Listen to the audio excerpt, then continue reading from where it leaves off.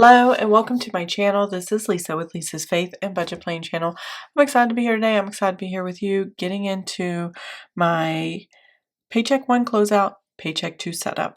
So we got to close out Paycheck 1, find how much money was in the bank account before the new deposits hit and what we spent and all the things, get that balance done, and how much of that money was in the checking account will be the balance forward that we put up here, and then what my husband's salary check is, and we got a little extra besides the salary check, and we'll be putting that under other. And if more other things pop up, then I will put it in the actuals later. But we're going to go ahead and take the deposits we already got here on the 15th, because my husband gets paid end of the previous month and middle of the next month. So that is his paycheck flow, and that is what we work with. So here we only had 3 extra pennies for our actual income that came in. No other income came in. I did add an extra bill because my husband went to the chiropractor. Our Dr. Odell chiropractic care, the doctor only charges $25 for veterans. My husband is a veteran, so there's that. My Dr. Odell bill here, that is now $70, included a $25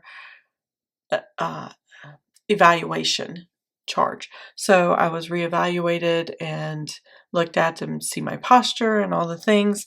He's a really great, thorough doctor, and I don't mind paying what we have to pay to cover our health needs, especially when you want to lower the pain level in your body. For us, going to the chiropractor is one way of keeping the pain level low in our body, and we don't mind taking care of that. So we're back into chiropractic care, and I appreciate our doctor when we can go see him.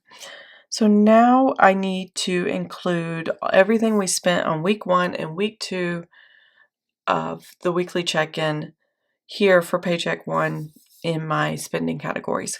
Grocery, household, restaurant, miscellaneous, gas, copay, unbudgeted are the categories. So I get that over here in the weekly check-in, and I would add, to get those totals, I've already totaled them up, but I'm going to show you what it looks like if you've never seen it before. $740.39 for this grocery household, and then week 2, and I put them in the same order every week, plus the $254.98. That gives me $995.37 for the first 2 weeks of the month, or of the week check-in, as well as Paycheck 1. This is always Paycheck 1. The rest of the weeks, whether it's 4-week or 5-week, is always Paycheck 2. I've already done the math, and I have it here on a sticky note, so I'm using this as reference to put the totals down on my Paycheck 1 here, and then we'll start doing the math. So I will be right back. Okay, I have everything written down, and I'm ready to get the totals for all the income that came in and all the expenses that went out, so I can get my actual balance forward into the new paycheck period, and then we'll set up Paycheck 2. So I'm going to total up our income, which was military retirement, VA disability, rent, and dividends. The dividends was the 3 pennies here, because we have a credit union account. They give us pennies and dividends in that account. Salary is 1. It's actually the first salary of the month, and then anything that balanced forward from the previous month, which had been September, that was in the checking account when these deposits hit, that is what I balanced forward into this paycheck period, and where we need to account for it in here. So that was part of the income, even though it came from the previous month.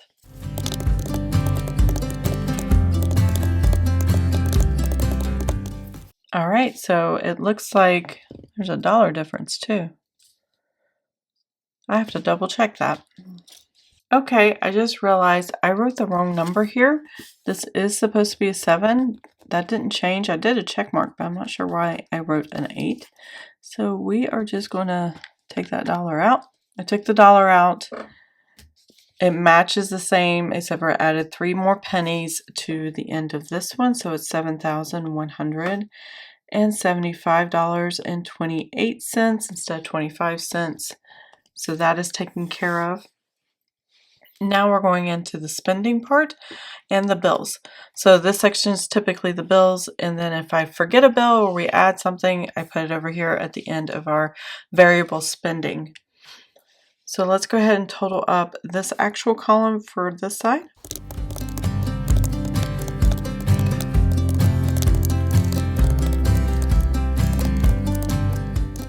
Okay, so that extra 25 put it over a little bit, so that's $5,019.67.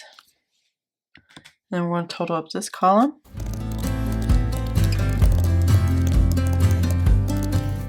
All right, so this was $1,529.61. Now I need to take the actuals of the income, which was $7,175.28, minus the $5,019.67 and minus the $1,529.61. That gives me an even number. That's awesome. I like it when it doesn't have change. $626, and this is accurate to my notes because I made sure I did all the math earlier. So that's good news. We are accurate to my notes, and this is what's balancing forward to Paycheck 2. So this is the budget and actual. So this is going to be $626, budget and actual.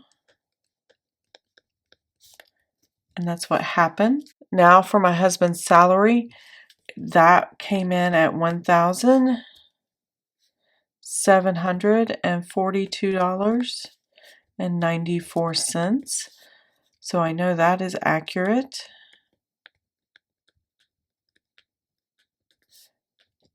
And then other. So I'm just going to put over here right now at the beginning, we had $5.69 of other. Now this little bitty deposit here came from the U.S. Treasury.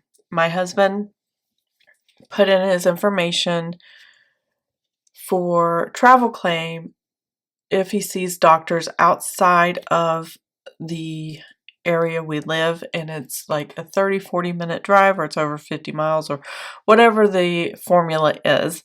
And so he was compensated for his travel at $5.69 this time.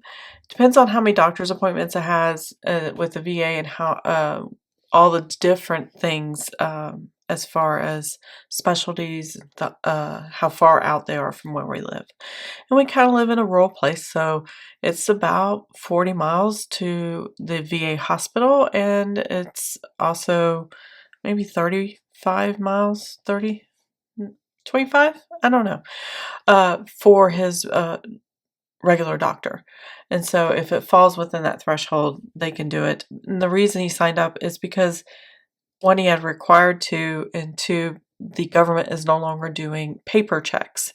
So Social Security and other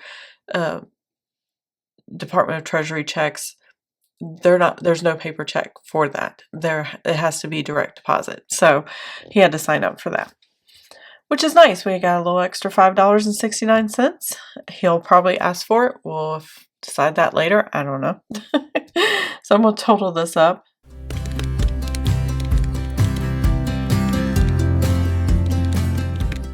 All right, so we have currently in the account $2,374.63. Now I'm going to go ahead and put over here $5.69, and if any random little deposits happen, I'll add that to it. If not, then it's the same number at the end of the month. So first thing we have, we're going to budget. We're going to set the budget columns now. Over here is tithe for a church. We do 2 tithe checks for our church and 1 to missionaries. AT&T, that went up 20 cents. We did have one more payment to pay off our son's phones. It's 36 months, and this time it was $312.44. Hopefully next month they'll go down. I won't know until next month because they should be paid off and there shouldn't be any charges for that. So I don't know what that's going to look like. Sinking funds, that's what SF stand for. Total was $433.47. The family life insurance is $87.56, and my son's life insurance separate because he aged out of our life insurance premiums, $33.16. And I took a policy out on him. Electric is $139.67. My husband's bill is $43.18. Apple.com is my storage on my phone, $2.99. Vivint is our home security system. This is for the monitoring. We own all of our equipment, $65.82. And then Dr. Odell, this is the plan, $45 for me 2 more times. Maybe. I don't know yet. And then $25 for my husband. I know he's going to go again. He might have another one after that. We'll put that over here. Amazon subscribe and save is, I'm guessing, $100 based on what I have in my Amazon account. That is supposed to happen this month. Typically, our Amazon subscribe and save happens at the end of the month, and these are just supplements that our family takes, and mostly me and my husband, but our sons too. So that is that.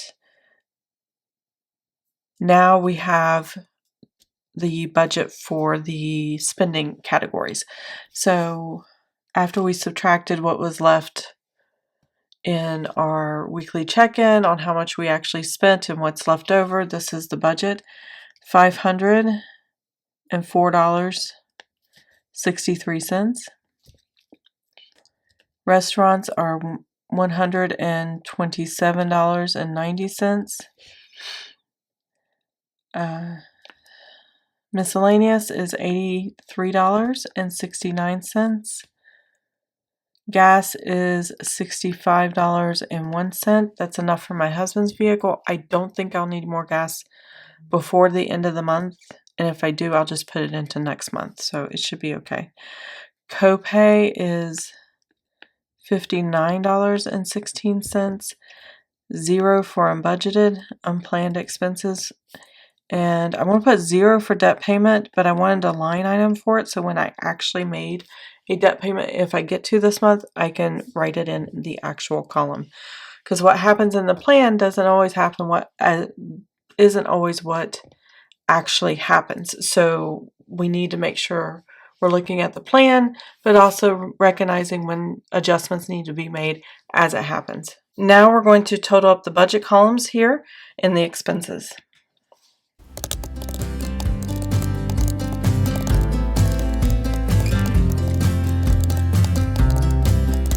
So for this budget column, we have $1,433.29. There we go. Now we're going to total up this column.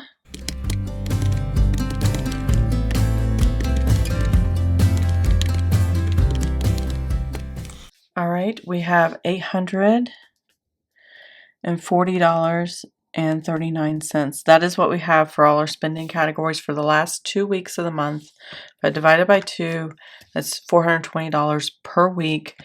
So I'm praying that we can stay within those boundaries for everything that we need.